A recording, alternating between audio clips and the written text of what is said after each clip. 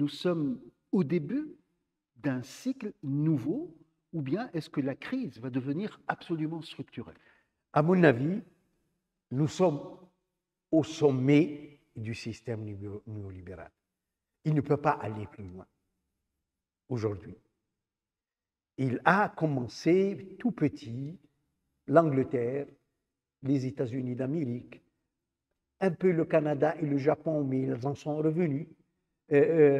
Avec l'effondrement de l'Union soviétique et de ses satellites, mais il y a une puissance qui a tenu tête, c'est la Chine, qui a une profondeur historique, civilisationnelle, qui lui permet aujourd'hui à la fois d'adopter certains aspects du libéralisme, mais de garder des aspects de l'État social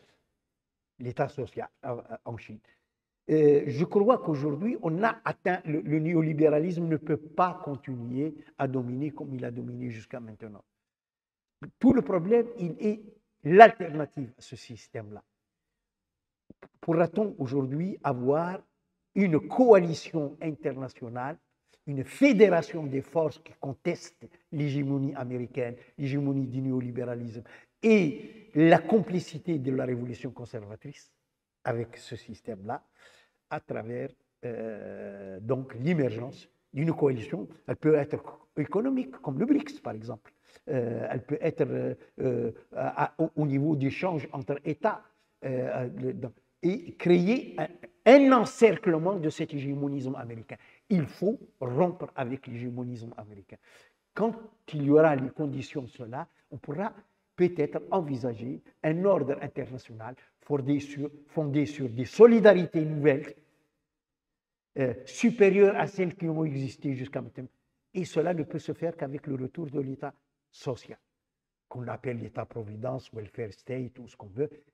Une société, on ne peut plus continuer dans cette logique qui a commencé par l'économique n'est pas imbriqué dans le social, c'est le social qui est imbriqué dans le communique. Je crois qu'on est au bout de ce système-là et il faut qu'on en sorte aujourd'hui en remettant l'économique à sa place au service de l'humain, en remettant l'humain au centre, comme finalité, comme mesure de toute chose.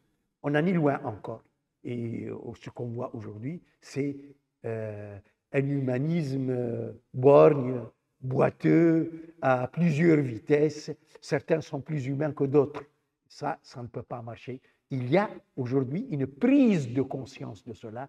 Et moi, je pense que cette prise de conscience, Gaza, aujourd'hui, est un tournant dans la prise de conscience internationale. Comme Auschwitz a été un tournant au sein de l'Europe et de l'Occident par rapport à ce qui existait avant, et on a créé, Sophie Bissis pourra en parler mieux que moi, le grand mensonge de la civilisation judéo-chrétienne pour faire oublier les horreurs d'Auschwitz et ce qui est arrivé aux Juifs auparavant. Aujourd'hui, Gaza est en train de créer le fondement d'une nouvelle conscience internationale qui, au-delà de cet humanisme occidentalo-central.